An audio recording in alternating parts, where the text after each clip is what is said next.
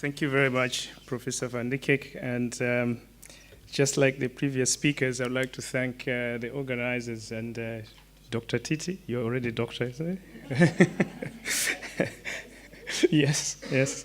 To this important symposium. And I think you selected me because you thought I could contribute considerably to your agenda. But I'm also learning, so I would love to learn a lot from this. Just to open, as the introduction was given, I've worked in Africa for quite some time now, and it's my great passion to travel to many African countries and help out in developing researchers and overseeing researchers, mainly to develop interventions against the poverty-related diseases that are affecting us. So this is an area of great passion for me. And one thing that I would like to do for my presentation, it was quite difficult for me, Titi, to answer the question. So what I want to do is not to answer the question, but to present some ideas I have about the subject, because the debate is yours, and then you can see what to take out of what I'm going to present. So I've divided my little talk in 3 parts. I think to effectively answer the question that Titi gave me, we need to look at what is happening at the global context. And then after that, and see how it relates to Africa, what is happening in Africa. And try to look also at the third component of who the players are and how they interact. So the 2 key words that I'm learning this morning is about colonization and decolonization, which I'll be throwing into my presentation, which initially last night I didn't have. So, yeah. So the global context, maybe this is what for this kind of presentation you're calling the colonial bit. How does the global context apply to Africa, and how are Africans treated? So basically, I think we start from the point of view that we are in a global situation. So in a global world, we are also part of the global treaties and recommendations. So I'm just going to quickly touch on the 6 key events or codes that are related to clinical research that affect Africans. And most of these, probably most of you already know. The first is the Declaration of Helsinki, which was adopted in 1964, as you know.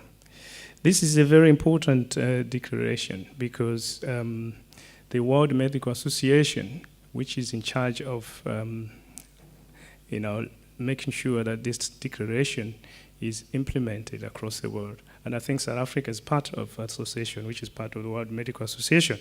Basically, it's about ethical conduct in doing research, such that each and every human being is treated with dignity and respect that is required.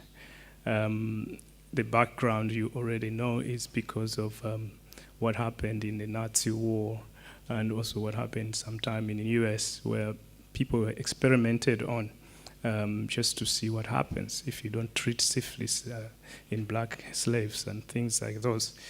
But after Second World War, there was a push to stop this experimentation of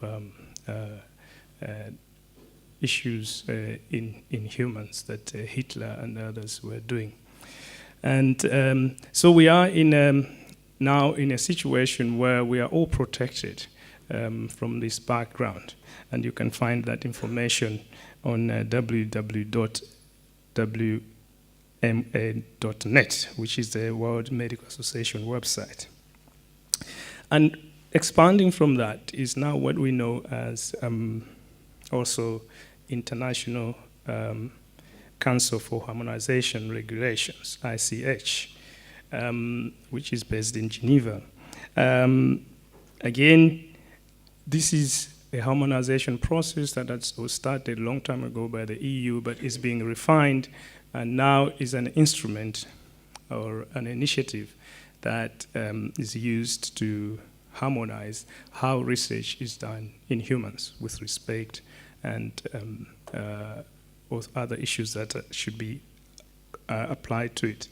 And that is the stem of the third component of what we normally know now as GCP, good clinical practice, that now there are regulations about how everyone who is involved in research should behave themselves in an ethical manner. It could be sponsors, trialists, nurses, whoever is in there. So those three components are quite important to take into account as something that is a fallback on mechanism that we can say we are protected by this colonial movement. But quite recently, because people look at this and they see that they are not probably sufficient. Quite recently, if you remember, especially in HIV/AIDS, there's been a production of what we now call good participatory practices. These GPP guidelines, which you can find on AVAC website, www.avac.org, actually now stipulates how partners in research can relate to each other in a more transparent way, and also planning together research and sharing the results. But the only caveat is that it only applies mostly because it was moved by the HIV world to HIV research. So one would say, so what happens to other areas of research? I think this is some of the areas that you could debate on and see how these principles can be applied. And another fifth very positive development that has happened recently is the launch of the SAN Code of Ethics, Research Ethics. As you know, the SAN population around us have been part of the populations that have been over-researched, and usually in the past, unethically, out of their ignorance or us thinking that, we can take advantage of. There have been a lot of research done in the SAN communities that is basically unethical. And a group of funders have now come together in what they call the Trust Ethics Project. And it's out of this that the South African SAN Institute and the Trust Project have been able to launch this SAN Research Code of Ethics. Now, there are many other disadvantaged populations out there, and one would ask, why not do the same for the others? We have prisoners, we have immigrants, we have children in war settings, we have many other situations where humans are caught up that would need also protection. And lastly, in my 6 examples is what is called the Research Fairness Index. Now, this Research Fairness Index is also another new initiative that Cored is spearheading. But basically it's very interesting because it looks at how you can do research in situations or settings where nothing really exists. But researchers tend to sign up to things they don't understand because they are not backed up by a lawyer and they can be manipulated. They don't understand the intellectual property rights behind whatever they are being given. And some of us have been in that situation before where you are put as a PI or a study doctor, you don't know what is on, but the first thing you look at is how much you're going to get paid. So you look at the salary and say, oh, I'm going to sign because now I'll be able to buy a new car or whatever it is. So the RFI is quite, if you can read it, it gives about 17 principles that you can follow to to strengthen yourself, not to be exploited if you're part and parcel of the research.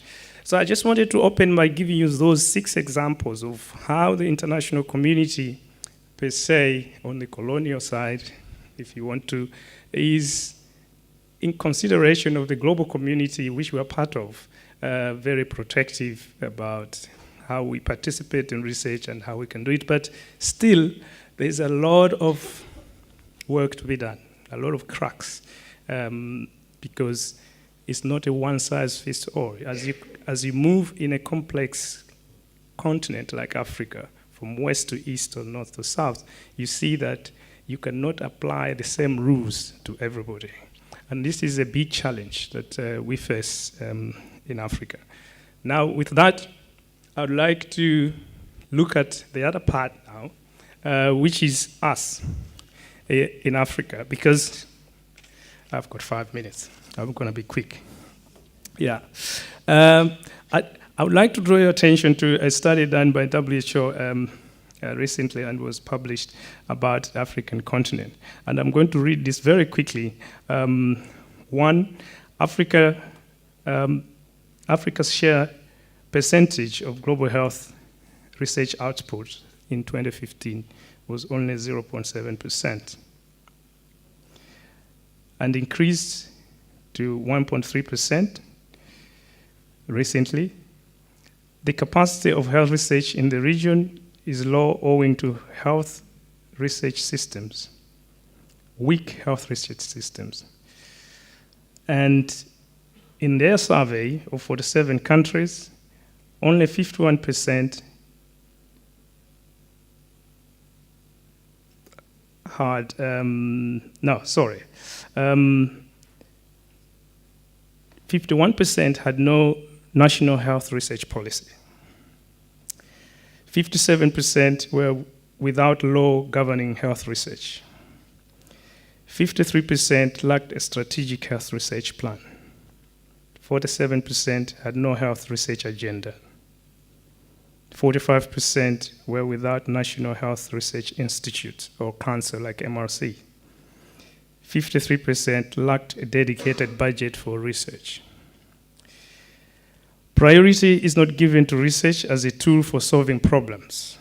That were their findings. Most research activities are driven by external partners, external agendas, and do not often address national priorities. Only 3.8% of new medicines approved between 2000 and 2011 are for diseases that are disproportionately affecting the region. Sharing of research results is weak.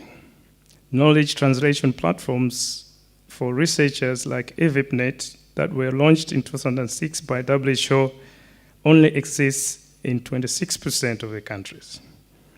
Therefore, the majority of countries have not embraced platforms that translate research into policy and shared across the board.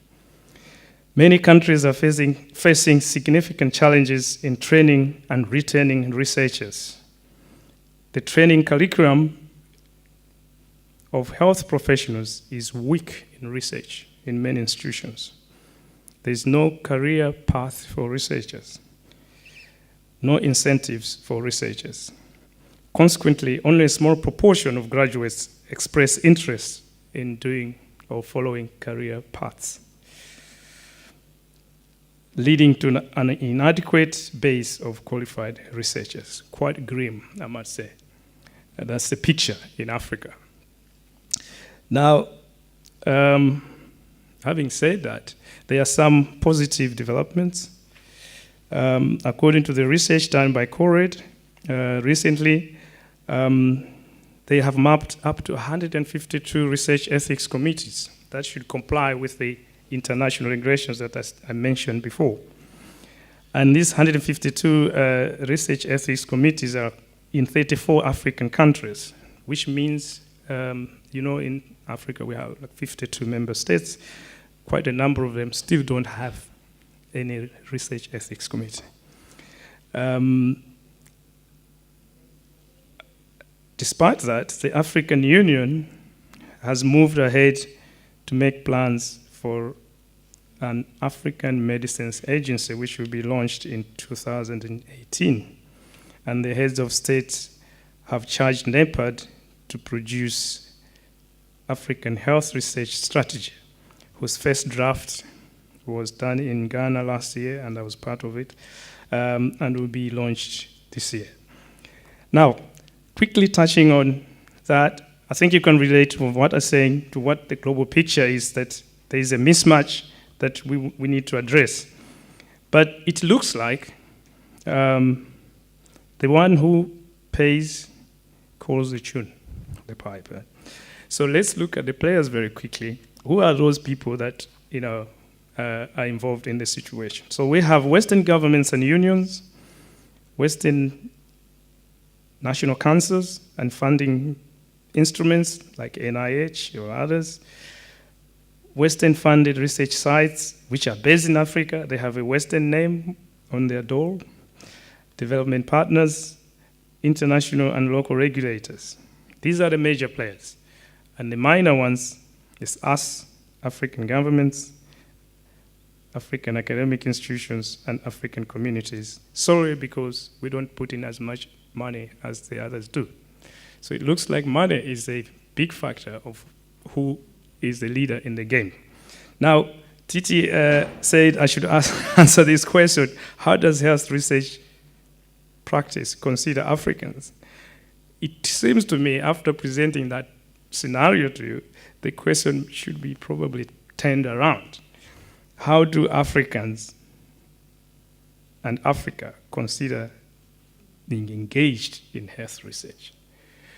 Because it seems the colonizer has moved 1,000 steps ahead of us, and we are either going backwards or following at a very slow pace. So should we decolonize our mind and move at a faster pace, or force the colonizer to slow down so we can catch up? These are some, I don't know. But this is why I present this scenario to you, so that it can lead you into a proper debate for this session. Thank you very much for your attention.